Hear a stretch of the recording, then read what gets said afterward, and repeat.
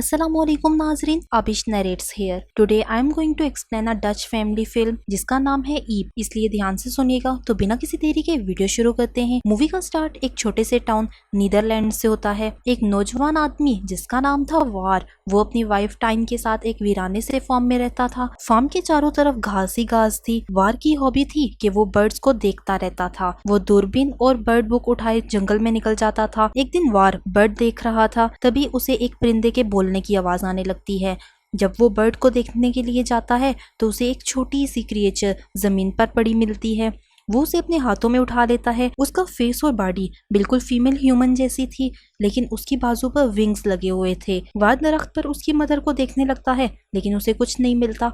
वार इस क्रिएचर के बारे में सोचने लगता है और फिर उसे घर ले आता है और फिर उसे अपनी वाइफ को दिखाता है। टाइन उसे देखकर बहुत ज्यादा हैरान हो जाती है। वार उसे बोलता है कि ये बर्ड गर्ल स्पीशी बहुत ज्यादा रेयर है, इससे पहले मैंने इसके बारे में बिल्कुल नहीं पढ़ा। टाइन डाइनिंग टेबल से चीजें हटाकर बास्केट खाली करने लगती है और फिर उसमें बर्ड गर्ल को लिटा देती है। अब टाइन का कहना था कि हमें पुलिस को इन्फॉर्म करके उन्हें बता देना चाहिए, लेकिन वार कहता है हमें वेट करना चाहिए, शायद इसके पेरेंट्स आ जाएं। फिर हम देखते हैं टाइन उसे गाना सुना रही थी। उनके बच्चे नहीं थे, इसलिए वो डिसाइड करते हैं अगर कोई ना आया तो वो इसका ख्याल खुद रखेंगे। टाइन उसे अपनी फिंगर से पानी पिलाती है। रात में बर्ड गर्ल सो रही थी, तभी वो उसका नाम सोचने लगते हैं। वार कहता है कि इसका नाम बर्डी रखेंगे, लेकिन फिर उनमें डिसाइड होता है कि इसका नाम विगेल्जा है। अगले दिन टाइन इसके लिए एक बार्बी डॉल मंगवाती है। उसके कपड़े चेंज करवाकर उसे बेबी बॉटल से फीड करवाने लगती है। अगले सीन में हम देखते हैं वार विगेल्जा के लिए एक बेबी प्रोम बना रहा था, जिसमें वो उसे नॉर्मल बच्चों की तरह बिठाकर बाहर ले जाएंगे। अब वो उसे प्रोम में बिठाते हैं और उस पर ब्लैंकेट डालते हैं, लेकिन टाइन देखती है कि उसके विंग नजर आ रहे हैं, तो वो वार की सॉक्स को काटकर उसके लिए पांचू सिलाई करती है, जिससे विगेल्जा के विंग्स छुप गए थे। अब वो उसे लेकर घर से बाहर निकल आते हैं। विगेल्जा अपनी आवाजें निकालने लगती है। टाइन को लगता है वो बात करने की कोशिश कर रही है, लेकिन वार का कहना था वो ज्यादा बर्ड की तरह है, इंसान की तरह नहीं, इसलिए हो सकता है वो चिड़ियों की तरह चहचहा रही हो। कुछ वुमेन उसे देखकर खुश होने लगती हैं। वो उससे पूछती हैं कि ये इतनी छोटी क्यों है। वार ने बोलता है कि हमने इसे अभी अभी अडॉप्ट किया है और फिर वहां से चल पड़ते हैं। अब काफी टाइम गुजर गया था और विगेल्जा भी बड़ी होती जा रही थी। अब वो मुश्किल से डाइनिंग टेबल की बास्केट में फिट आ रही थी, लेकिन उसने बोलना अभी तक नहीं सीखा था और बर्ड्स की तरह आवाजें निकाला करती थी। एक दिन टाइम देखती है कि विगेल्जा उड़ने की कोशिश करती है। जो टाइम गुजरता जा रहा था उसके मोस्टली काम बर्ड्स जैसे थे, वो इंसानों की तरह एक्ट नहीं कर रही थी। अब टाइम काफी परेशान थी क्योंकि वो चाहती थी कि उसकी बेटी इंसानों की तरह रहे। अब टाइम हकीकत को जानते हुए भी उसे बोलना सिखाती है और कहती है कि वो खाने के लिए अपने फीट को इस्तेमाल करे। अब वो उसके लिए एक छोटा बेड तैयार करते हैं, लेकिन रात में डर लगने की वजह से वो उनके बीच में सो जाती है, जो मुझे बहुत अच्छा लग रहा था। आपको ये सीन कैसा लगता है कमेंट सेक्शन में लाजमी बताइएगा। और अगर आपने अभी तक मेरा चैनल नहीं सब्सक्राइब किया तो प्लीज मेरे चैनल को सब्सक्राइब करो और साथ में नोटिफिकेशन बेल आइकन को भी प्रेस कर दो, ताकि मेरी वीडियो सबसे पहले आप तक पहुंच सके। तो चलो वापस बात करते हैं मूवी की। एक दिन विगेल्जा नीनी बोलती है तो टाइम सुन लेती है और उसे लगता है वो मामा बोल रही है। इसके बाद वो उसे अल्फाबेट सिखाने लगती है, लेकिन वो समझ ही नहीं पाती। एक दिन वो देखती है कि विगेल्जा फर्श से बग्स खा रही है। फिर वो सोचती है कि ये तो बर्ड्स के लिए नॉर्मल है, तो वो उसे बहुत से वर्म्स प्लेट में रख देती है और उसे पाँव से खाने को बोलती है, लेकिन वो नहीं खा पाती। टाइन गुस्से में आ जाती है।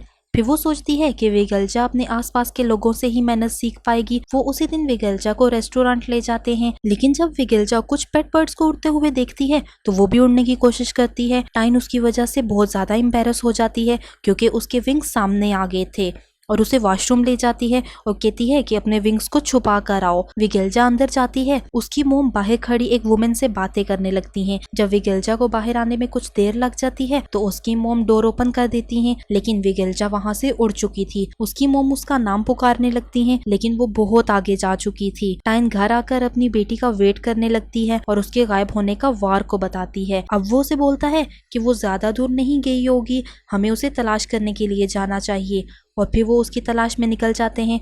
फिर हमें विगेल्जा दिखाई देती है जो बहुत से परिंदों के साथ खुले आसमान तले उड़ रही थी, अपनी जिंदगी का बेस्ट टाइम गुजारती है। अचानक तेज हवा से उसका बैलेंस खराब होता है और वो गिर जाती है और खिड़की से सीधे बेड पर आ जाती है। वो रूम एक क्यूट लिटिल गर्ल का था जिसका नाम था लोटचा। लोटचा को विगेल्जा के पर बहुत अच्छे लगते हैं, तो वो उससे पूछती है कि तुमने इन्हें कहाँ से लाई हो। अब वो दोनों एक दूसरे की दोस्त बन जाती हैं। लोटचा के फादर के पास उसके साथ खेलने के लिए टाइम नहीं था, इसलिए वो उसके साथ अच्छा टाइम पास करने लगती है। दूसरी तरफ टाइन और वार अभी भी विगेल्जा को ढूंढ रहे थे और रात में एक होटल में रुकने के लिए जाते हैं। अब लोटचा भी खुद को बर्ड प्रिटेंड करने लगती है और विगेल्जा को दरख्त की तरफ ले जाती है।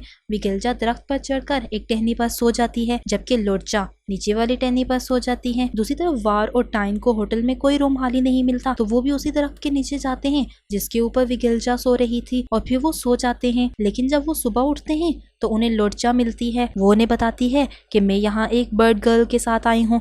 जब वार ऊपर देखता है तो वो वहाँ से उड़ चुकी थी। जब वो वहाँ से जाने लगते हैं तो लोटचा उन्हें कहती है कि वो भी उनके साथ जाएगी विगेल्जा को ढूंढने के लिए। अब वो एक बस में बैठ जाते हैं और उड़ते हुए परिंदों को फॉलो करने लगते हैं। टाइन लोटचा को साथ ले जाना नहीं चाहती थी क्योंकि उसे संभालना उसके लिए मुश्किल था, लेकिन लोटचा बोलती है कि मैं खुद का ख्याल रख सकती हूँ। अब विगेल्जा को दिखाया जाता है जो बर्ड्स के साथ उड़ रही थी, लेकिन बड़ा साइज होने की वजह से वो ज्यादा ऊपर नहीं जा सकती थी, इसलिए एक चर्च के छत पर रुक जाती है। लोग उसे देखने लगते हैं और उन्हें लगता है कि छोटी बच्ची को ईगल ऊपर ले गए हैं और इसलिए फायर फाइटर को बुलाते हैं। लेकिन जब फायर फाइटर पहुंचते हैं तो विगेल्जा वहां से उड़ जाती है और अब ये न्यूज टीवी पर चलने लगती है और वीडियो वार और टाइन भी देख लेते हैं और वो फायर फाइटर के पास जाते हैं और उन्हें बताते हैं कि वो एक बर्ड है। वो इन पर यकीन तो नहीं करते, लेकिन उन्हें बताते हैं कि बर्ड गर्ल साउथ की तरफ गई है और एक फायर फाइटर उनको ऑफर करता है कि उसको ढूंढने में उनकी मदद करेगा और उसके बाद वो चारों साउथ की तरफ निकल जाते हैं। अब विगेल्जा उड़ते उड़ते एक छोटे से घर की खिड़की पर बैठ गई थी। जब वो देखती है कि परिंदे बाहर उड़ रहे हैं तो वो भी उड़ने के लिए जाती है, लेकिन तभी शिकारी के गोली चलने की आवाज आती है। जब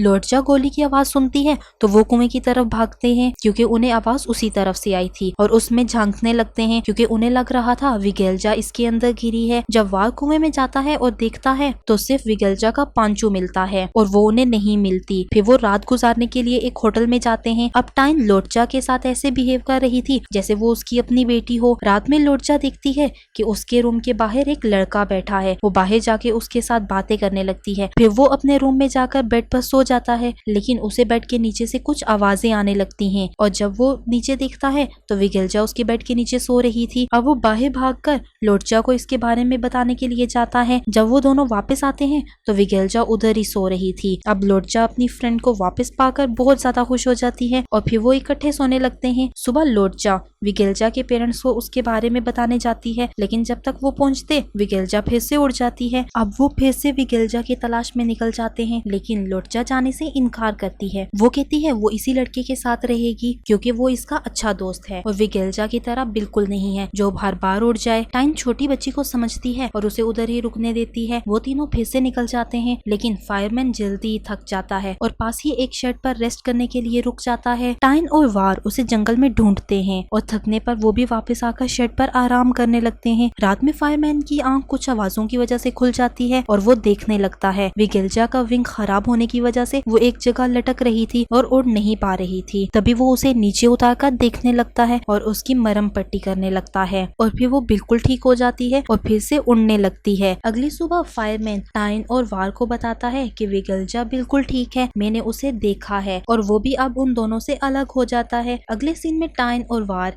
एक बीच पर बैठे थे। वो देख रहे थे कि दरिया के पास विगेल्जा उड़ रही है। अब वो बड़ी हो गई है और ऐसे ही खुश रहना चाहती है, इसलिए वो वापस बस पकड़कर घर जाने के लिए सोचते हैं। लेकिन वार बस पर चढ़ने से पहले विगेल्जा की आवाज सुनता है। वो दोनों उसकी तरफ भागने लगते हैं और विगेल्जा को डूबने से बचा लेते हैं। अगले सीन में हम देखते हैं वो तीनों घर डिनर कर रहे हैं और विगेल्जा के वापस आने पर बहुत ज्यादा खुश होते हैं और ड्रिंक भी करते हैं। लेकिन आधी रात में वो देखते हैं कि विगेल्जा उड़ने की कोशिश करती है और खिड़की से बाहर जाने के लिए भागती है। उसके पेरेंट्स उसको कैद करके बैड फील कर रहे थे, इसलिए अब वो खुशी खुशी ये डिसाइड करते हैं कि उसे जाने देंगे और फिर वो उसे लास्ट किस करके जाने देते हैं। विगेल्जा उड़ने लगती है और ये मूवी यही एंड हो जाती है। कैसी लगी आप लोगों को आज की वीडियो कमेंट सेक्शन में लाजमी बताइएगा। अगर वीडियो पसंद आई हो तो प्लीज लाइक कीजिए और अगर अभी तक चैनल को सब्सक्राइब नहीं किया तो प्लीज चैनल को सब्सक्राइब कीजिए। मिलेंगे नेक्स्ट वीडियो में। Thanks for watching. If you want to watch this movie और season, the links are in description below. Please like, subscribe and comment, and if you want to watch